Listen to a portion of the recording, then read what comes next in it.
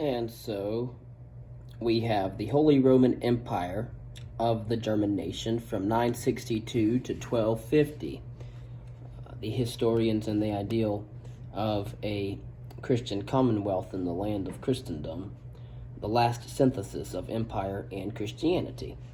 When in 962 Otto I was crowned emperor in Rome, his claim to true imperial status was doomed from the beginning. In a Europe with a great diversity of languages, customs, laws, and of social and political institutions, and with poor communications from region to region, the idea of a Christian commonwealth in Christendom, in the image of the Roman Empire, revived by a German duke, had little chance of becoming an actual reality. Nevertheless, until 1250, the Holy Roman Empire of the German nation provided the context of life in Central Europe.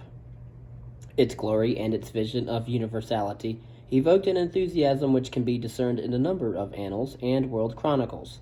In most cases, biography too supported the imperial cause by celebrating the very heart of the empire, the emperors themselves. The forces antithetical to imperial power spoke out in regional histories. The Saxon and Franconian world chronicles, imperial or universal. Otto I's brilliant rule from 936 to 973 and the accompanying cultural renewal stimulated the writing of new histories. Many of these histories aspired to be world chronicles,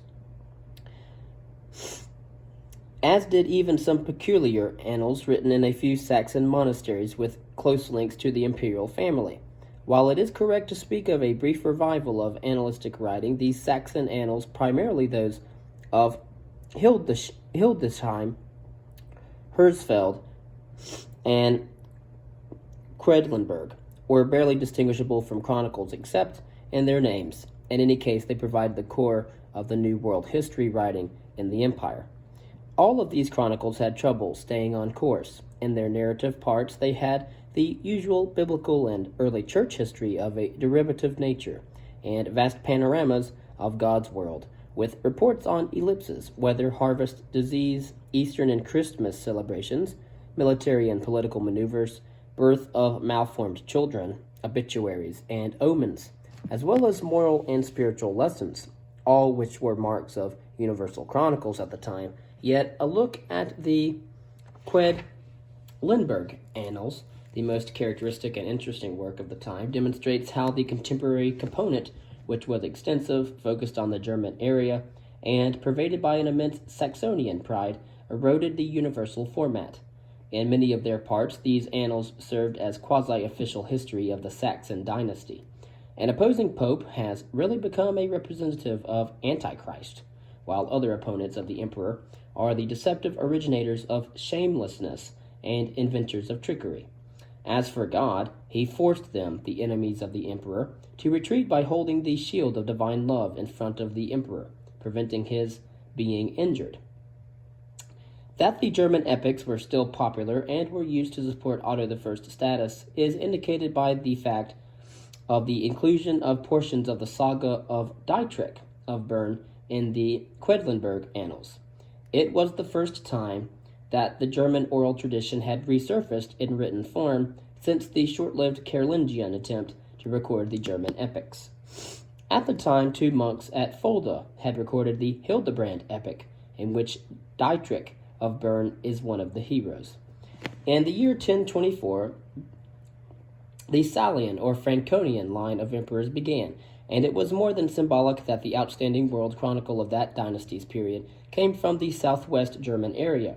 It was written by a monk called Hermann of the Abbey of Reichenau, who could not walk, even had trouble sitting up, and suffered from a severe speech defect, but overcame his handicaps and became a priest and a learned man. His chronicle began not with Adam, the first man, but with a statement that in the 42nd year of Emperor Octavianus Augustus, our Lord Jesus Christ was born in Bethlehem of Judea. Soon sacred history turned into the history of the Church as an institution of the Latin West, and then gradually faded into an account of the Franconian region, an account whose scope was expanded only when describing the intricacies of imperial politics. The last entry of the chronicle stands in significant contrast to the first. After a description of where Emperor Henry II spent Christmas, Lent, and Easter, and of the death of Pope Leo IX, it told of Duke Godfrey of Lorraine revolting against the emperor. After all, there was no secular counterpart to Christ's birth. Hermann's was the last great German world chronicle before the turmoil of the investiture controversy. Those who continued his chronicle or wrote their own could not escape the investiture controversy, which eroded the very basis of imperial universal chronicles, the necessary cooperation between the supreme lay and spiritual leaders of the Christian Commonwealth, the land of Christendom. Hermann stood at the end of an age of innocence, and also that of ignorance. The investiture conflict as a historiographical problem. You had the autonomy of the church. On the surface, the investiture controversy was no more than a controversy over the seemingly administrative problem of who could invest bishops, the church power or state power, the pope or the emperor. In reality, the issue was much more profound and involved a movement promoting the church's autonomy in spiritual and administrative matters. So, Cluniac monastic reformers and canon lawyers supplied its inspiration. The struggle involved no less than the abandonment of the not-so-pure but workable intermingling of lay and ecclesiastical authorities, and thus it brought about a profound change in the institutional structure of the empire. It was commensurably bitter and inevitably involved historians as well. Indeed, both sides regarded history writing as an important weapon. Lampert of Hersfeld mentioned casually in his annals that both Henry IV and Henry V had in their chanceries court historians who wrote historical tracts to buttress the imperial position in the struggle with the Pope. And so you had the investiture conflict, the Cluniac reforms, and the incident at Canossa in 1077. The stress of the controversy showed immediately in the continuations of Hermann's chronicle. In the southwest of the empire, the Cluniac and anti-imperial forces were strong. The trusted student of Hermann, Barthold of Constance, and the chronicler Bernold of St. Blasien displayed their dislike, even hatred, of Henry IV, the emperor who opposed Gregory VII, on the issue of investiture. When dealing with the incident at Canossa in 1077, Bernold accused the emperor of having simply tricked the pope into lifting his excommunication by an unheard of simulation of humility. Although their status as a world chronicle was questionable, Lampert of Hersfeld's annals belonged in this group because they were marked by the investiture controversy. While they began with creation, the period from about 1040 to 1077 occupied most of the chronicle. The reader learned a little about the traditional sacred story, but much more about the 11th century world of warrior nobles, peasants, and significantly a new group, the burghers of the towns. In his narrative on the investiture conflict, Lampert sided with the pro-papal forces, although he did not favor the Cluniac reforms. Henry IV's wrongdoing included a lack of generosity to Lampert's monastery. Lampert gave a dramatic description of Emperor Henry IV, clad in a hair shirt, standing for days in the cold as a repentant sinner outside the castle of Canossa, where Pope Gregory VII was staying at the time. While Lampert still thought such behavior to be proper for any Christian seeking absolution, 19th century German nationalists would not. Those who searched in the works of Frutolf of Michaelsburg and Eckhard of Ara for a passionately pro-imperial answer to the partisan pro-papal chronicles did so in vain. Frutolf and Eckhard wrote in the early 1100s, in the early 12th century, when the most ardent passions had cooled and the First Crusade had refocused attention. Frutolf earnestly strove to write a genuine world chronicle with meticulous attention to chronology, but Frutolf could not bring himself to take sides in the investiture conflict. Thus he was delighted when he could shift his narrative to a great event which reaffirmed the Christian world's unity, the First Crusade. He wrote about the First Crusade with much enthusiasm and no first-hand knowledge, however. Eckhard, the abbot of a new monastery at Ara, who continued Frutolf's chronicle, supported the imperial side, although not in a strongly partisan fashion. He, like Frutolf before him, turned enthusiastically to the Crusades as the central event of his time and to contemporary sacred history as a relief from times so troubled that Eckhard saw them in apocalyptic terms. The justest of all justices. At the time of Emperor Henry IV and Alexius, Emperor of Constantinople, there rose, according to the scriptures, people against people, realm against realm. Severe earthquakes occurred at different places, and also epidemics, famine, and terrible things and signs in the heavens. And as the trumpet, according to the scriptures, sounded the revival of the justest of all justices, behold. In the monastery of Glenbow, another center of imperial sympathies in the West, Sigebert wrote in defense of the imperial cause. But when late in his life he wrote a world chronicle, he made learning triumph over bias. For his extensive chronographia, around 1100, Sigebert used a large number of world chronicles, documents, annals, gesta, and even some Byzantine histories, and also reaffirmed the four-empire scheme of history. He wished his work to be no less than the continuation of Jerome's version of Eusebius's chronicle. While he missed that mark, his achievement was nevertheless considerable, judging from the great number of copies and also the continuations of his work. Emperors in the mirror of biography. The empire had few visible institutions. Its most important representation came through the emperors themselves. Therefore, their lives mattered to people and fascinated them. It was only a question of time until an emperor found his Einhard.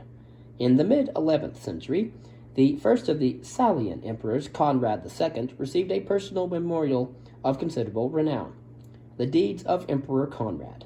However, its author, the imperial chaplain, Wippo, antagonized over whether it was proper for a Christian to write biography at all, even of an important Christian ruler.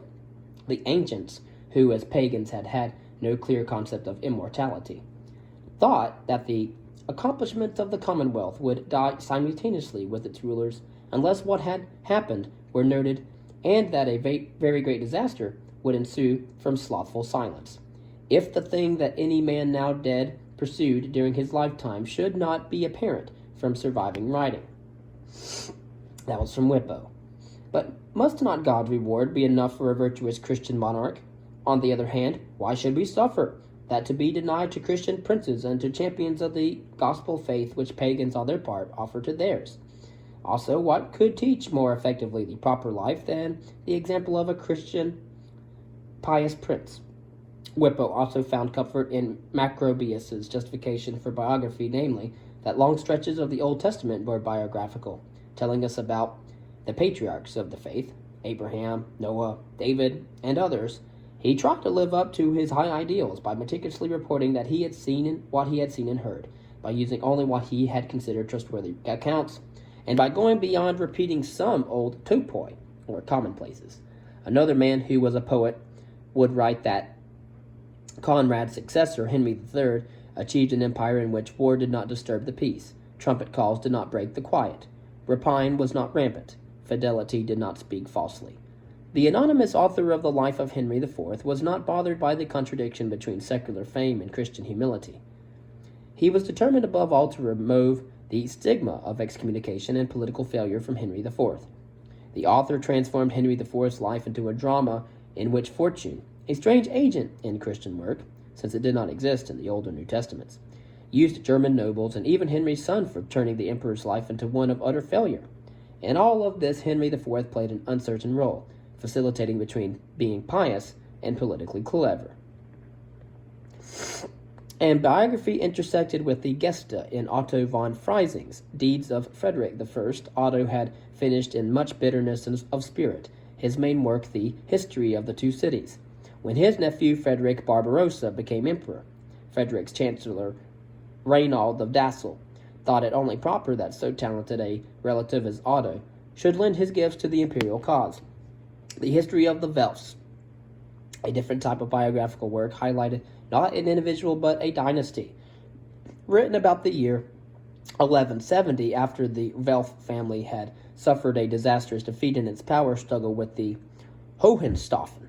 The work clearly strove to restore prominence to the Saxonian Welfs, or Guelphs, to the point of tracing their genealogy back to the Trojans.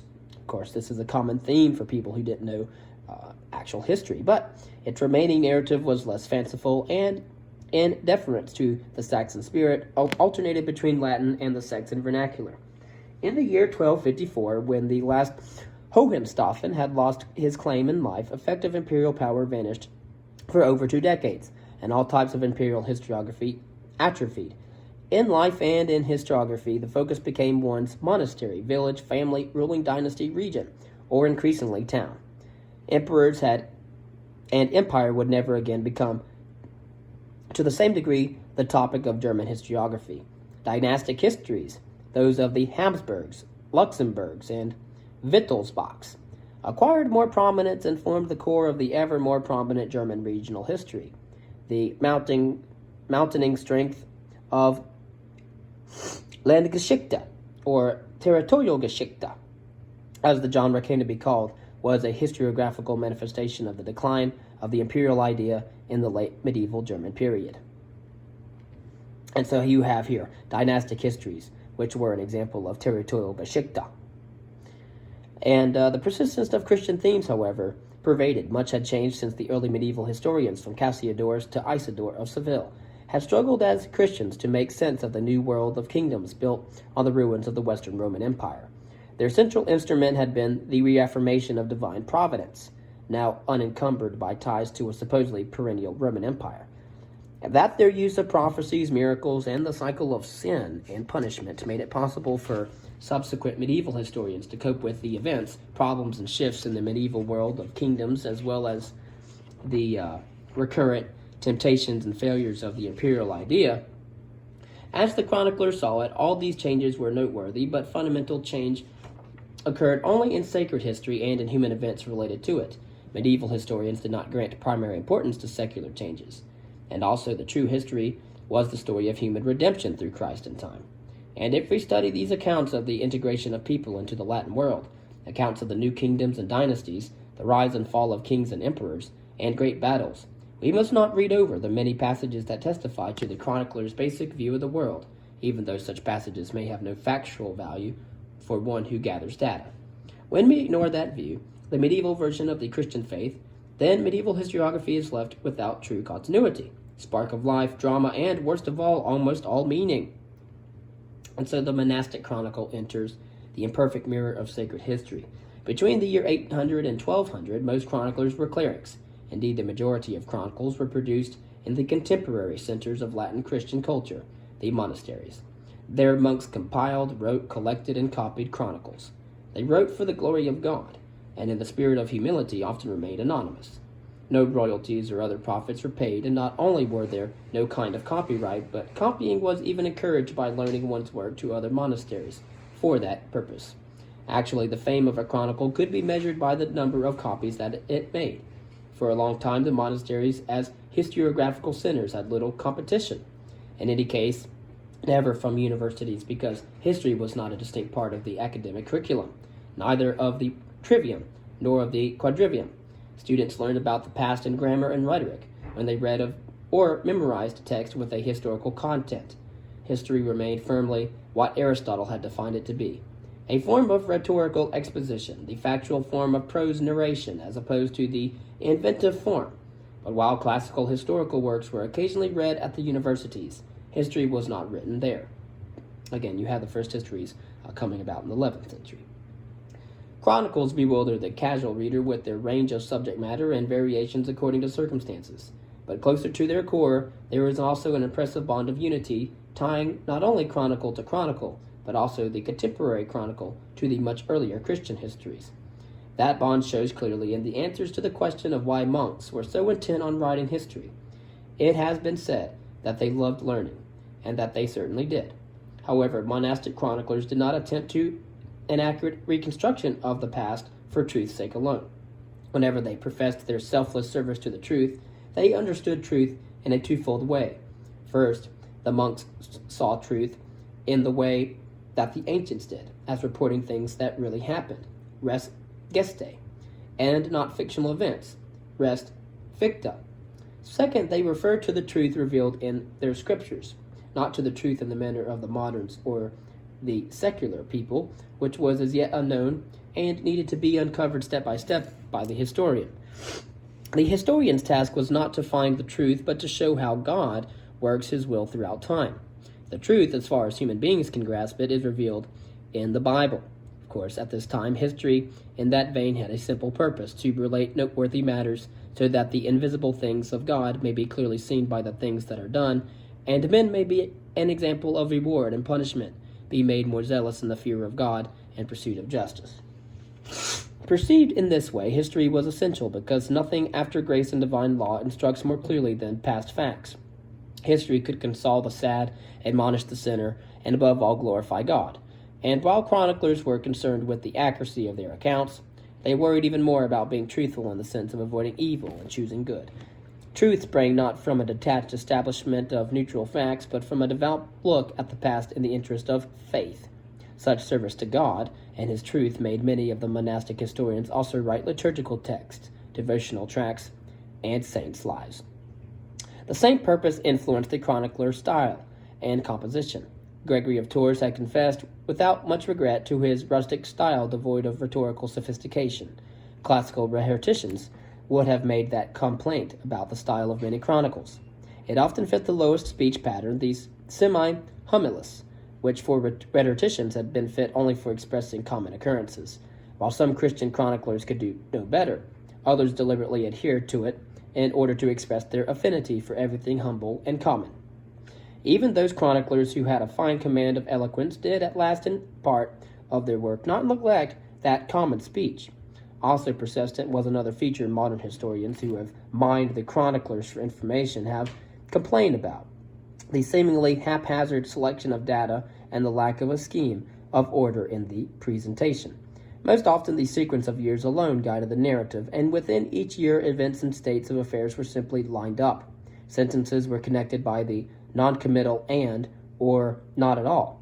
The language rarely indicated causal or subordinating relations, an arrangement called parataxis by Greek rhetors. Why did the chronicler not write more hypothetically, using but or because, thereby showing interrelationships between the reported items? In their own defense, chroniclers could have pointed to the Bible's love for paratatical passages, to the lack of enough information for a truly continuous account, or to the fact that the lining up of short episodes unconnected with each other served monks well when the chronicles were read aloud during meals in the monastery's refectory. For explaining the absence of a truly continuous account with causal explanations, it was, however, altogether more pertinent that the chroniclers knew no world of second causes with its own order, one marked by cause and effect chains, and by developments propelled by powerful mundane forces. God's will, not human will, governed human events, and hence every event in the medieval world was the result of divine planning and not simply the effect of preceding conditions or human actions. Extremely important, the modern concept of history as a chain of causes and effects, where a given state of affairs results necessarily from its antecedents, was in general foreign to medieval historiography. Its rare use came mainly in the works of authors who found their models among classical historians or rhetors. Chroniclers and chronicles usually reported events item by isolated item, and their reason for recording an event was not its effect on the subsequent course of events, but its being noteworthy in its own right, or for instructing human beings about the spiritual cosmos in which they lived. In a chronicle, the conversion of one person could outweigh whole battles. The deeds of a humble woman could outrank the deeds of kings. And miracles, visions, prophecies, and especially elaborate Easter ceremonies could hold their own among the most impressive secular events. The world of the chronicle had only one causal sequence, the sequence that had pervaded every Christian historical account since the Bible: sin followed by punishment. Much like human life, monastic chronicles did not always remain on so lofty a level. Monasteries, as institutions of great influence, strove to maintain or increase their privileges or possessions, and chroniclers often became their advocates. And there was the wide world of the laity, which chroniclers were drawn, not the least out of consideration for patrons. To the monastery it was, for example, no small matter that a highly regarded or popular chronicle, besides inspiring and justifying the faith, could also bring wide recognition to the monastery, thereby stimulating institutional pride as well as visits by pilgrims. These pilgrims, together with other outsiders, whether merchants, travelers, nobles, or even kings, often brought economic benefits. The chroniclers themselves heard tales from the travelers about the outside world, material that was sometimes substantial and sometimes no more than gossip. It also was quite common for chronicles to support or put in doubt the right to rule of a monarch or a dynasty.